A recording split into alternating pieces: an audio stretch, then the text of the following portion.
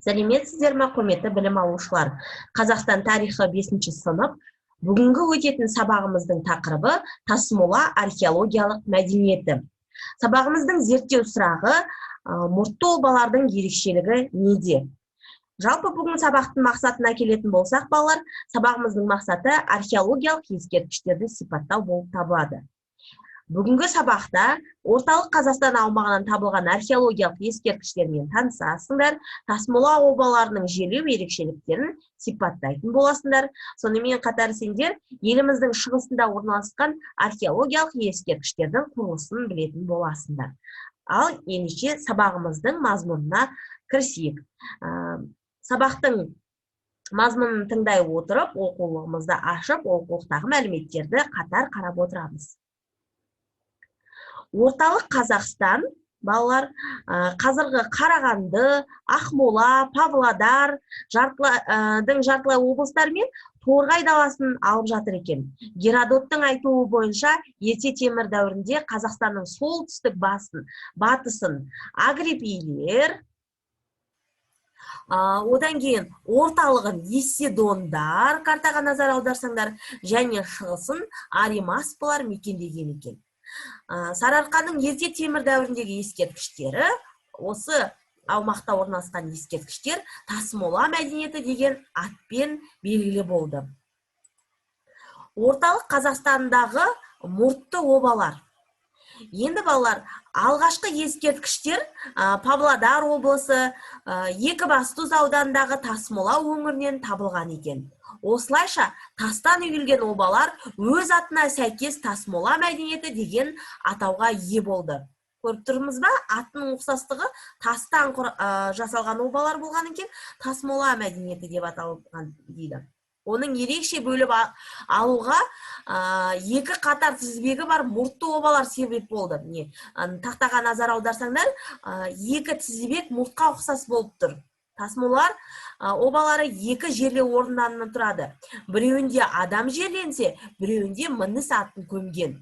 Тасмола қорғандарын зерттеуші алғаш қолға алған ол ғалым археолог Әлекей Марғұла мен шәкірті Қыдырбаев болды. Жалпы Әлекей Хақанұлы Марғұлан 1904 жылы Павлодар облысына қарасты Баянауыл елді мекенінде дүниеге келген екен. Ол әдебиеттанушы, өнертанушы, шығыстанушы, ұлттық археология мектебінің негізін қалаушы болып келеді. Әлекей Хақанұлы Марғұланның жаңағы ғалымның 5 томдық академиялық жинағы жарық көрген екен. Сондай-ақ Әлекей Хақанұлы қазақ халқының аңыз ертегілері мен жырларын іргелі зерттеген ғалым ретінде таныс. Ал Мир Қасымұлы Қыдырбаев Ақмола облысында дүниеге келген көрнекті археолог ғалым. Қола дәуірінің ерте көшпенділері. Орта ғасыр қазақтың отырықшылық мәдениеті бойынша сан салалы еңбектің авторы. Жаңағы ғалымның негізгі зерттеу тақырыбы осы тасмола мәдениетіне байланысты болған екен. Осы мәдениетті жан-жақты зерттеген археологтардың бірі. Енді ғалымдар мұртты обалар обсерватория рөлін атқарды деп есептейді. Мұртты обалардың 4 түрі кездеседі екен. Қазір әрқайсына жеке тоқталамыз. Бірінші түрі бұл А түрі деп алайық. Үлкен обалардың шығыс жағына салынған кіші оба. Кіші обаның шығыс жағында мұрт сияқты екі тас тізбек. Міне үлкен оба, кіші оба және тас тізбек. Ә тобында екі обада оңтүстіктен солтүстікке қарай қатар тұрғызылды. Және шығысқа қарай мұрт сияқты екі қатар тізбек салынған екен.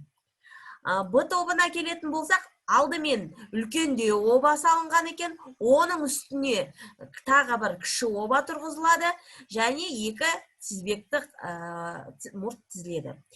Б тобына келетін болсақ, жаңағы ара жігін білдірмей, бірінің үстіне бірі салынған екі обадан тұрады екен. Ал мұрттары шығысқа қарай тартылып жатыр. Міне біз мұртты обалардың 4 түрін анықтап алдық. А түрі, Ә, Б, В түрі. Ерекшеліктерін білдік, балалар, иә? Енді жалпы осы тасмола археологиялық мәдениетіне келетін болсақ, бағана айтқандай, Орталық Қазақстандағы сақ этномәдени ареалына кіретін Аримаспа, Агриппей, Исидон тайпалары мекендеген. Осы жерден табылған ерте темір дәуірінің ескерткіштері тасмола мәдениеті деп аталады екен. Енді бұл обалардан біреуінде адам, біреуінде мініс аты жерленген деп айттық. Иесі қайтыс болғанда құрбандыққа жылқы сойып, оны иесімен бірге көмген екен. Геродоттың дерегінде құрбандық қорғандардың маңында шалынды деп көрсетілген екен. Бүгінгі сабаққа қатысты жаңа сөздерді дәптерімізге жазып қоямыз. Тасмола мәдениеті, тасмола және мұртты оба. Сонымен балалар, мұртты обалардан алынған заттық деректерді қарасақ, үшке бөлінеді екен. Олар қару-жарақтар, ат әбзелдері және ғұрыптық заттар, әшекейлер, тұрмыстық заттар.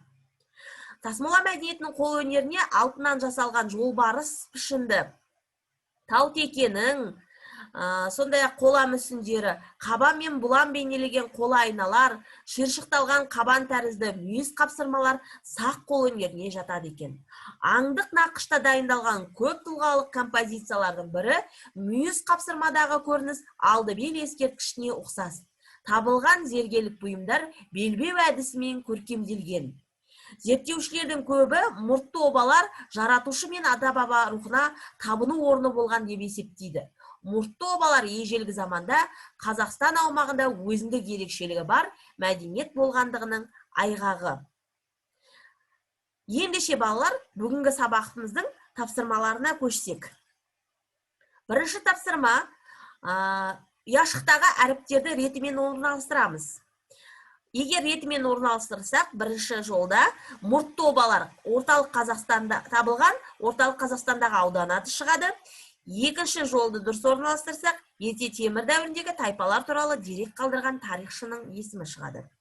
Ал балалар, сәттілік.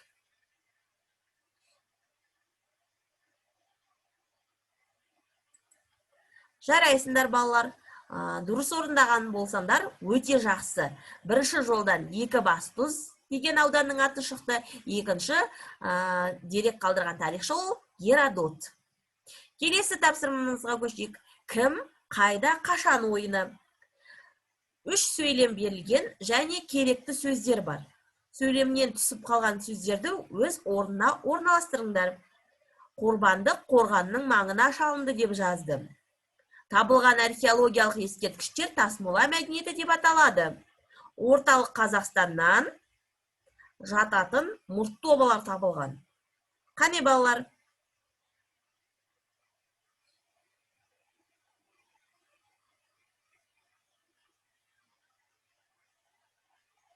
Ал балалар, өз-өзімізді тексеріп, кімнің ең өздік екенін анықтап көрейік. Тексерейік өзімізді. Бірінші сөйлемде түсіп қалған сөз ол Геродот, екінші сөйлемде орталық Қазақстаннан, үшінші сөйлемде ерте темір дәуіріне. Егер дұрыс орындаған болсаңдар, балалар, жарайсыңдар. Енді білімімізді пысықтау мақсатында тест тапсырмасына көшейік. Бірінші сұрақ. Орталық Қазақстаннан табылған ерте темір дәуіріндегі ескерткіш тердің ортақ атауын белгіле. Тасмола, Шілікті, Бесшатыр, Ұлыбай, Берел. Екінші сұрақ. Құрбандық шалынатын жер. Үй маңы, орталық алаң, қорған маңы, тау шатқалы, бұлақ басы. Үшінші сұрақ. Мұрт тәріздес тізбектер қайда бағытталды? Батысқа, солтүстікке, шығысқа, оңтүстікке, оңтүстік-шығысқа. Төртінші сұрақ. Мұртты обалардағы обалар саны нешеу? 4, 5, 1, 2, 3. Ал қанекей, өзімізді тексеріп көреміз.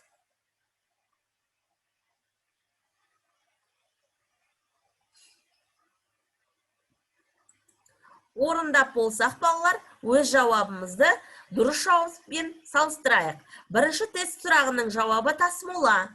Екінші тест сұрағының жауабы қорған маңында. Үшінші тест сұрағының жауабы шығысқа. Төртінші тест сұрағының жауабы 2. Өте жақсы балалар. Ендеше бүгінгі сабағымызға рефлексия беріп өтейік. Менің сабақта түсінгенім. Жазып өтесіңдер маған балалар. Менің сабақта қиналған сұрағым. Мен келесі сабақта білгім келеді. және жаңадан білген бір факт. Дәптерлеріңе жазып балалар, маған суретке түсіріп жіберуді ұмытпаңдар. Ендеше оқу тапсырмасына кезек берейік. Дәптерге мына тапсырманы жазамыз балалар. Тасмула мәдениетін қалдырған тайпаларды сәйкестендір. Ерте темір дәуірінде Сарыарқаның орталығында мекендеген тайпаны, ерте темір дәуірінде Сарыарқаның шығысында мекендеген тайпаны, және ерте темір дәуірінде Сарыарқаның солтүстік батысында мекендеген тайпаларды анықтап, сәйкестендіреміз. Оқу тапсырмасын жазып алсақ, балалар, осымен біздің сабағымыз аяқталды. Келесі сабақта кездескенше сау болыңдар.